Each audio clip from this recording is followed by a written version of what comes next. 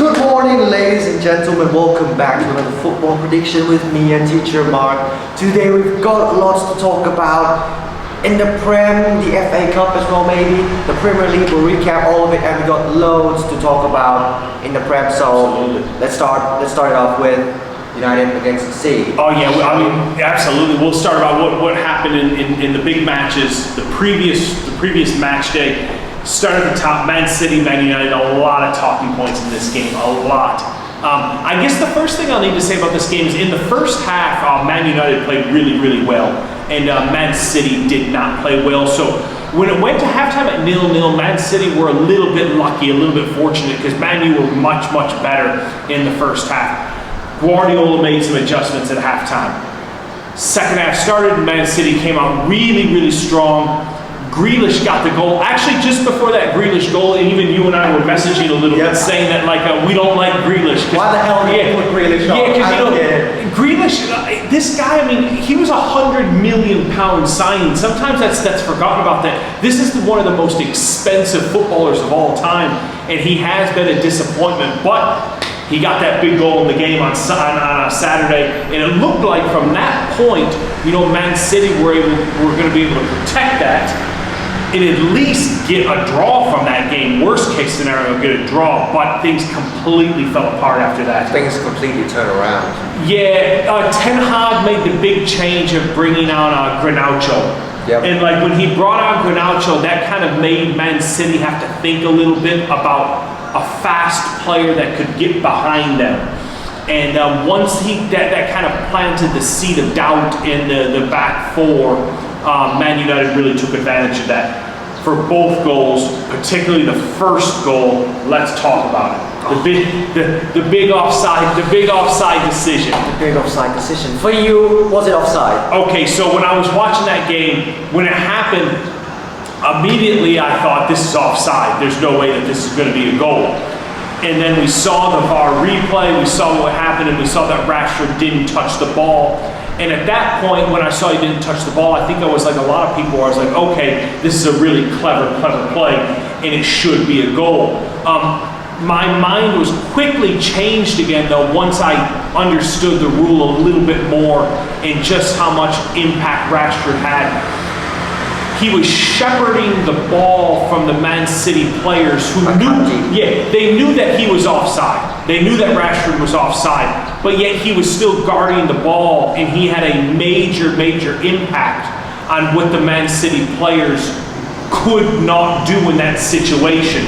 They clearly would have gotten the ball if Rashford wasn't there. Yeah. One of the center backs would have gotten the ball. The goalkeeper would have gotten the ball. But they couldn't do it because they still had to play Rashford. They were scared to touch him. They were scared to follow him. And he was just guarding the ball when they knew that they couldn't do anything about that. So because he had such a big impact on it, it clearly was offside, and it clearly should not have been a goal. It is an offside. You can see it from a miles off. But the problem is, from the start of the game, the lineman, when he saw that it was offside, he stops to play immediately. He stops to play immediately. But then I don't understand why the hell that he didn't stop this play. He stopped every offside balls. But when it's I'm speechless. I do know what you mean. Sometimes these linesmen nowadays, they put up their flag really late because they like to think, okay, I'm not going to put up my flag until I see the outcome. And sometimes that outcome will be a goal, and then they'll put up their flag for offside. And that's what happened in this situation. You'll put up the flag for offside, but then they looked at it in VAR and they changed it. The linesmen these days don't like to put up their flag right away because they don't want to have a lot of influence on what's happening on the pitch. They think to themselves, okay, I'm not going to make the big decision here. I'm going to see what happens, and then I'm going to let VAR take care of it. Well, in this situation, letting VAR take care of it was an absolute disaster, because we saw from VAR that Rashford didn't touch the ball. So they were thinking, oh, he's not offside, he didn't touch the ball. But it was so much more complicated than that, where if he had put up the flag right away, it was done, it was sorted, it was finished. I just don't get it. The referee that that said the decision was offside. We have another problem with him as well in the earlier match.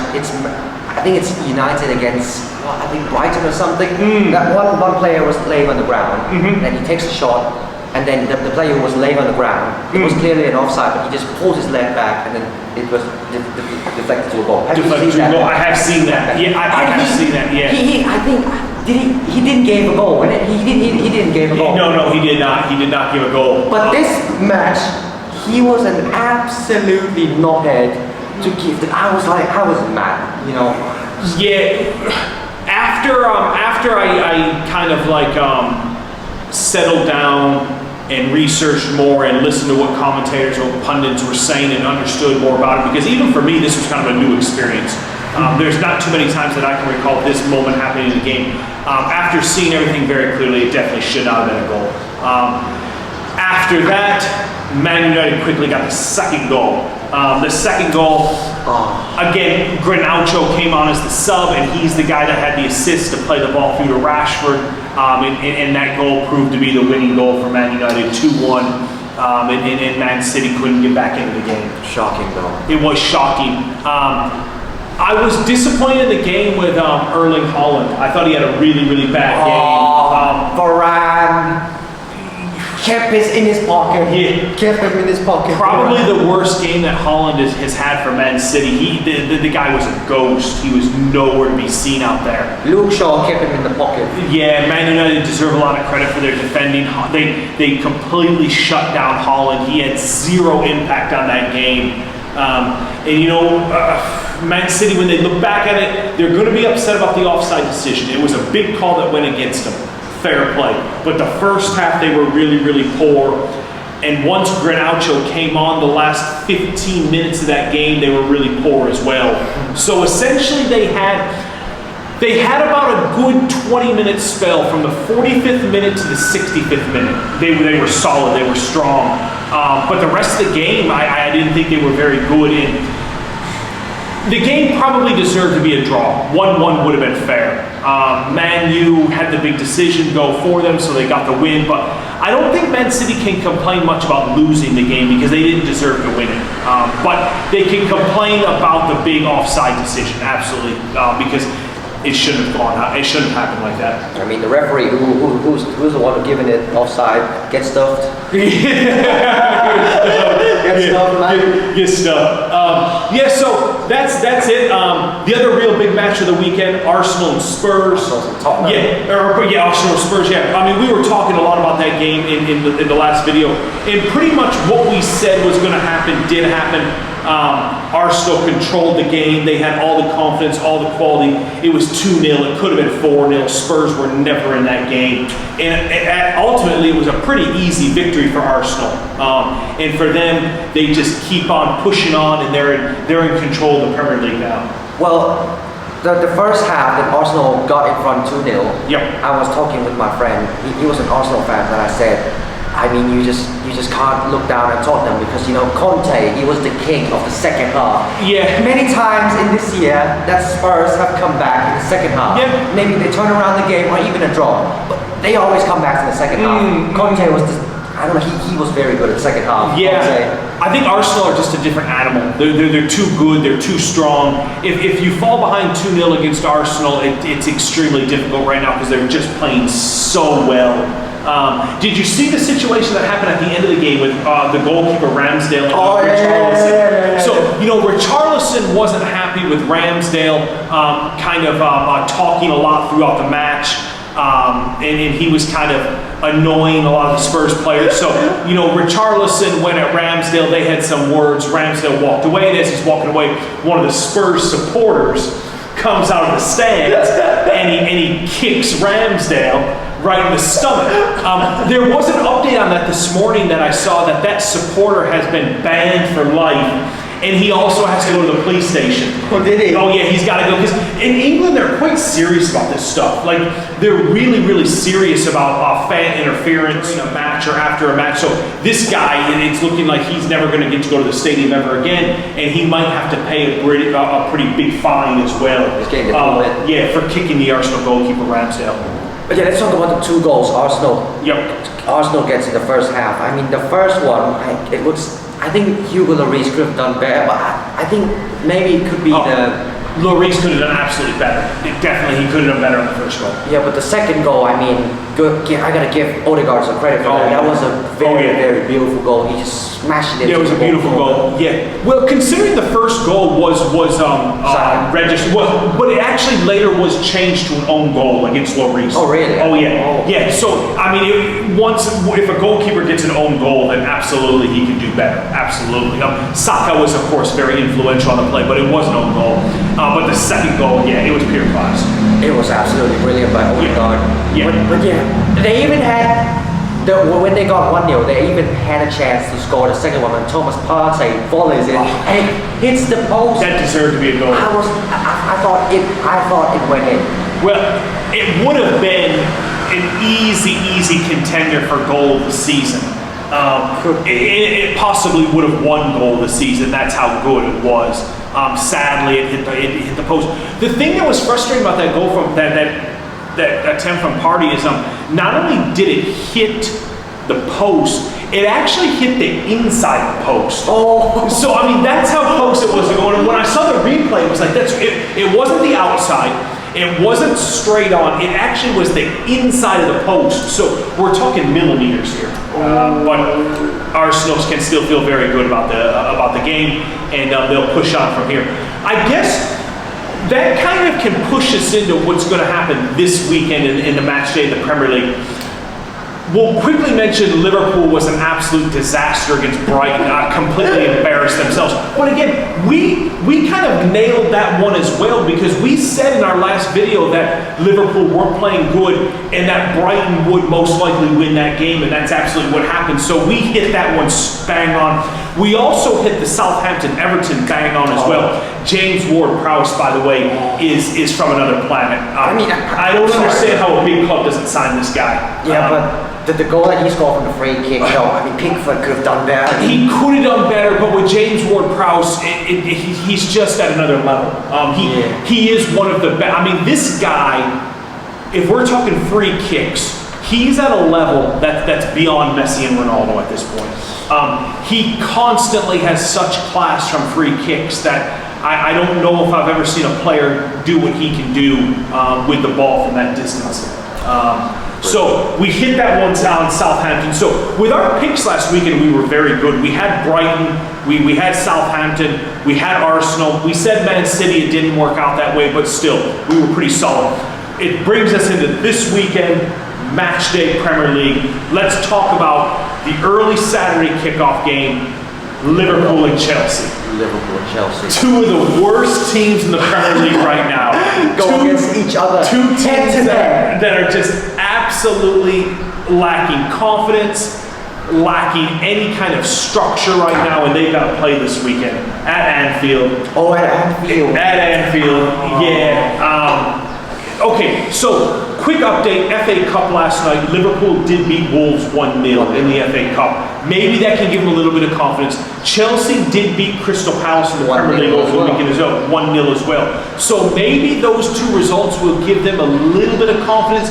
I'm still expecting a really bad game. I'm still expecting two teams that will be desperate not to lose. Absolutely desperate. My pick for that game is going to be a 1-1 draw. I think it's got draw written all over it. I'll even go for a 1-1 draw for a scoreline in that game, because both those teams will be absolutely desperate not to lose. I'll say 0-0. It could even be 0-0, absolutely. It could be a 0-0 or a 1-1. I don't like either of them right now. Liverpool have so many midfield problems right now, where their midfield is archaic and no vision or speed or awareness right now. Their back four isn't playing very well at all. Again, they had a clean sheet last night, but I still don't like their back four at all. Chelsea have serious problems in the back four as well. If Felix was playing in this game, I would go for a Chelsea win, because he can be a difference maker. But with that red card he got against Fulham, he's out. He's gone. He's gone. The new signing for Liverpool, that Cody Gakpo, he played last night. He played against Brighton. So far, he hasn't really looked very good for them at all. So two teams that I think will be lucky to finish in the top 8. I don't think either one will finish in the top 8 this season. Oh, really? I don't. I think Liverpool will probably finish 9th. I think Chelsea will probably finish around 11th. So let's see how it plays out. But I'm going to go for a draw in that game. I'm going to go for a draw, but I'm going to go for 0-0. No goals happening. 0-0. Two teams that aren't very fun to watch right now. Let's just leave it. But who knows? Maybe the game would be like spicy a little bit. I don't know, but just like it's hard to say. It's hard to say. I just know that neither of those teams want to lose that game. Because if Liverpool or Chelsea lose that game, then the pressure is just going to go up and up and up. And then if they get a draw, they can say, okay, it's something we can move forward and push on. So let's see what happens. Man City, let's talk about them real quick. Okay. They got Spurs. They're going to play Spurs on Friday morning. Yep. Of course, when we talk about match day times, we're talking about here in Thailand. So that's going to be Friday morning here in Thailand. They're playing Spurs. And then Sunday night, they're playing Wolves. So they've got two games bang, bang in the Premier League this weekend. Both of those games are going to be at home. I'm going to go for a Man City win against Spurs and a Man City win against Wolves. 2 wins for Man City. 2 wins for Man City. Yup, I am. I think that Man City will really want to put in a good performance against Spurs after the difficult game against Man U. Revenge time. Yeah, I think they're going to be hungry in that game. I think that Guardiola has gone hard at them this week. I think on Sunday through Wednesday, I think he's been going at them hard in training, saying, listen, if you want to win the Premier League, if you want to get back in this race, you've got to start committing. You've got to start putting more forward, because this is more than just the Man United game. Something's been wrong with Man City for a while now. Remember they lost to Southampton in the Carabao Cup last week as well. Yeah, so something's not right with them. You know, they had over the Christmas break, they had a 0-0 draw with, or pardon me, a 1-1 draw with Everton at home as well. Everton are a really bad football team, really, really bad. And they had a 1-1 draw with Man City around Christmas time. So something's not right there with Man City. I think that they're going to refocus this week. And I'm going to pick them to beat Spurs and beat Wolves on Thursday night, Friday morning, and Sunday night in Premier League. Yeah, but one quick thing for United. So you remember the last episode? Yep. No, before the last episode, I said that United could have a chance to win the league. Yes. And then you told me that, let's not get crazy. Let's not get crazy. But somehow, the chance of United winning the league is more than like, I can win the lottery. You know, it could happen. Well, here's the thing. They had the great win over Man City. Well, the great win. But they had a major win over the big team as well. But the very next day, Arsenal come back and beat Spurs. So the gap is still the same. I believe the gap is 9 points, because they're 8 clear of City and 9 clear of Man United. 9 points is a massive gap. Now, with that said, let's talk about it. Sunday night, Man United Arsenal. They're playing. Oh yeah, head to head. Here we go. At the Emirates in London. Man United already beat them in the Premier League earlier this season, so they're going to have confidence. They beat them at Old Trafford. I believe the score was 3-1. 3-1, they fucked them up. They fucked them up. Now, I don't know if you saw this news, but around Christmas time, the Premier League released 5 VAR decisions that were wrong. They actually came out and said there's been 5 VAR decisions that have been wrong so far this season that we got incorrect. One of the 5 decisions from VAR that they announced was the opening goal in the Arsenal-Man United game that was played back in September. Arsenal scored a goal that should have been given in that game. I think it was Saka, and VAR took it away for a foul in the build-up to the play. The Premier League announced that they came out. This isn't fan talk. This isn't pundit talk or speculation. This is the head of the Premier League coming out and saying, we made 5 bad decisions, wrong decisions, and one of them was the opening goal in that Arsenal-Man United game. So, point being, if Arsenal had gotten that goal and gone up 1-0 in that game, it could have turned out completely different. Things could have changed. Things could have changed. But fair enough to Man United, they went out and won the game. That was many months ago. It's time to move on from it. They're playing this Sunday. What do you think is going to happen?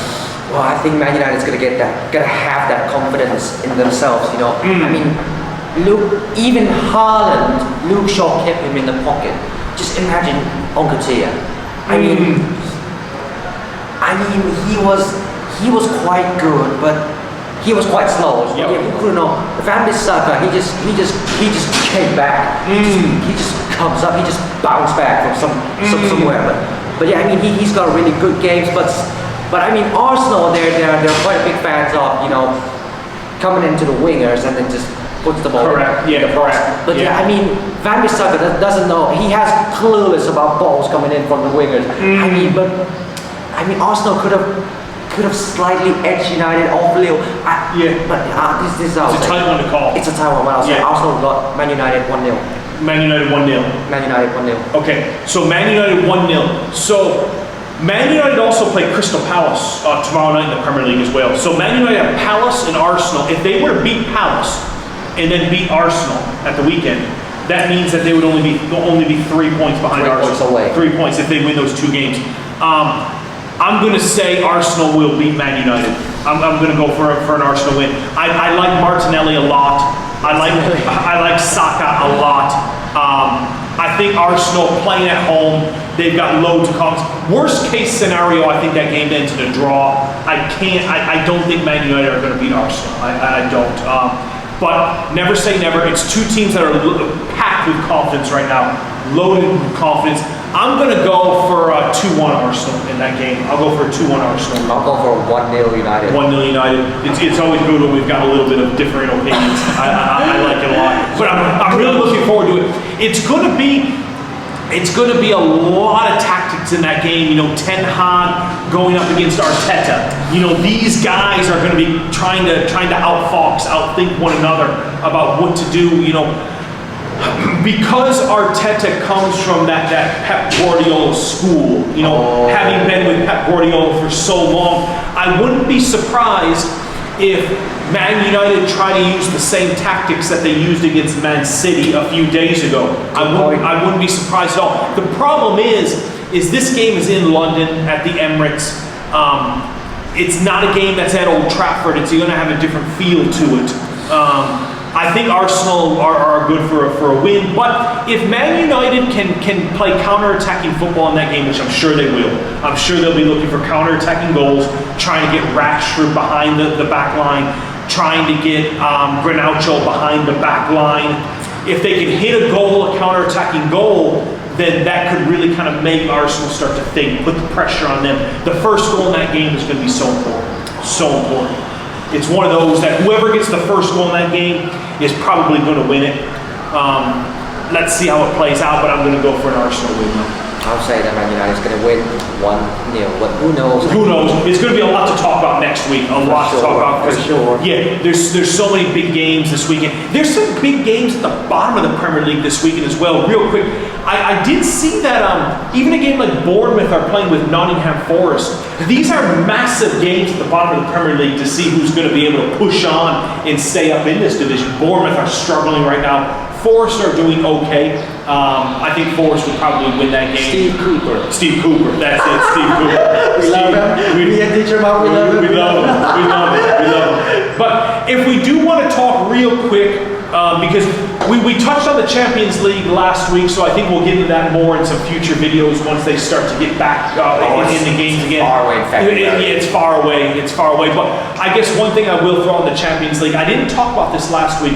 One team that I did kind of forget to mention that I do want to talk about just briefly that I really, really like, that I do think that could do something special in the Champions League this season is Napoli. They are really, really on a roll right now. It looks like they're going to win Serie A this season for the first time since Maradona was there. They screwed you. Juventus up. Oh, they screwed Juventus up. Oh yeah. They already beat Liverpool once in the group stage as well. So Napoli are not a team that I would want to mess around with in the Champions League. I like them a lot, but we'll get into that later on. I guess we can finish this up with, if we want to make a little bit of money on some Premier League matches coming up, some teasers. I guess the best teaser that I'm going to go for, if I'm going to go for a 3-team teaser, my pick is going to be this: Man City over Spurs, Man City over Wolves, Liverpool Chelsea to draw. Liverpool Chelsea to draw. That's going to be my 3-team teaser: Liverpool Chelsea to draw, Man City win over Spurs, Man City win over Wolves. But yeah, just before we go, let's talk a little bit about the the AFF Suzuki Cup. Oh, Thailand against Vietnam. absolutely. Both of the matches. By the way, I nailed that. I said 3-2 on aggregate. Yeah. I said 3-2 Thailand on aggregate. Yeah, you did say that. Yep. But the first leg of the match, I was watching the game and Vietnam scores first. Like, I just want to talk a lot of shit about Park Hang-seo, you know. Oh, because, you know, when Vietnam scores, he was mad. He was alerted. Everything. He was like, he comes up to the coach line. He said, "Come on, do this, do that." Order all the players. But then when Thailand scores and equalizes, he sit back. He sit back. He sits back. And I was like, oh fuck. Yeah. He sit back and he looked clueless on what happened. He looked absolutely clueless. Yeah. So it was Vietnam scored first.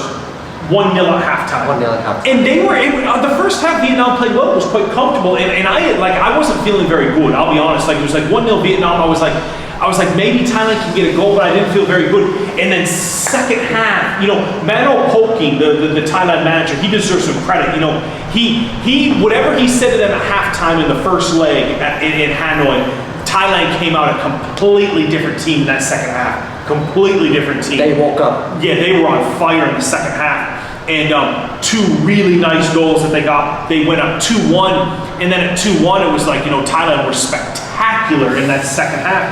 And then sadly, Vietnam got a goal late on from distance, making it 2-2. But then, last kick of the game, Thailand really should have won that game. You know, the Vietnamese goalkeeper made a great save to come out. But at 2-2, it was still a great result for Thailand with the away goal rule, 2 goals in Vietnam.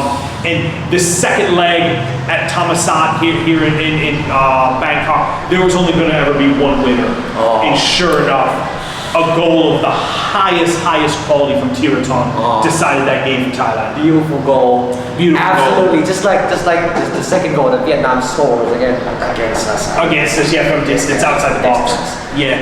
I mean, Park Hang-seo, he said that he's gonna retire now. He's gonna retire. But he always talk a lot of shit about us as well. Every time we go against Vietnam. But yeah, he always talked a lot of trash. They've had so many big games in the last 5-6 years against each other. Sometimes it's gone for Vietnam, sometimes it's gone for Thailand, but really good that this one went for Thailand. Really good. I thought, at 3, once Thailand went up 1-0 in the second leg, 3-2 on aggregate, I thought Vietnam looked really, really bad. Like, they never threatened, there was never any desperation from them, but I guess Thailand deserve a lot of credit for that. You know, they were always comfortable. Since the second half kicked off of the first leg, the last 3 halves of that two-legged final, Thailand were in complete control. Complete control. We controlled the game. We controlled the game, and they were definitely deserved winners. Yeah, but you know, I'll tell you this. Every time when I watched Thailand against Vietnam, you know, I was always mad with the coach. You know, the Park Hang-seo. Yeah. Yeah, you know, the way he acted, the way he said to the press conference about us, he was like, "Fucking hell, you better stop talking trash, boy." And then of course Thiraton came on with the messy celebration after the goal. Hands up to the ears. Are you going to talk now? There was nothing left to be said at that point. But yeah, just piss off Park Hang-seo. Are you going to miss him? I'm not going to miss him. I'm not going to miss him. We'll see where he lands. Maybe, well, I'm sure he'll go back to Korea and he'll take a job in Korea. But before he arrived at Vietnam, you know, that was a team that they were okay, but they were never really seriously strong in Southeast Asian football. But now 5 years, 6 years later, like, they're definitely much better. He changed a lot of Vietnam. He changed the standards of Vietnam football. Big time. I mean, big time. Big I mean, time. he took him to the quarterfinals of the Asian Cup, which is ridiculous. You know, to go to for a country like Vietnam to go to the quarterfinals of the Asian Cup, that's unheard of. He took him to the final qualifying round of a World Cup Qatar, where they had a draw with Japan. They beat China, so they had some good results. But ultimately, I think it's a good time for him to go because Thailand has kind of passed them by in Southeast Asian football. Yeah, so just piss off, man. Piss off. Piss off. Yeah. One more thing about that game. Did you see after Vietnam scored the first goal, in the first leg to go up 1-0, the Vietnamese president was there at the game. When Vietnam plays at home, it's always very political. The president was there, he was cheering. And then when Thailand got the goal, the 2 goals, we didn't see him anymore. Then Vietnam scored again and he came back and he was cheering. So we saw him cheering. But it was kind of quite strange. I just read the news yesterday. The Vietnamese president, who's been there for years and years and years, just yesterday he stepped down. He stepped down as president of the country. Which I saw that news, I couldn't believe it. So maybe that match, that football match, just was a little bit exhausting. So anyway, I saw that. So there's a lot of change going on right now in Vietnam. A lot of change. 2023 just got even weirder. Even weirder. But ASEAN champions, Thailand. For Thailand. Absolutely. So a lot to look forward to in the next video after what happens with these upcoming matches in the Premier League. But I'm really looking forward to it. So I think we should call it a day. Absolutely. So yeah, guys.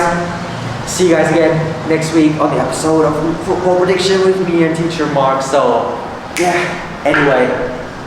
See you guys. Everybody out there, take care. Place your bets. Place your bets, ladies and gentlemen. Yeah. See you guys next week. Peace, loves and techniques.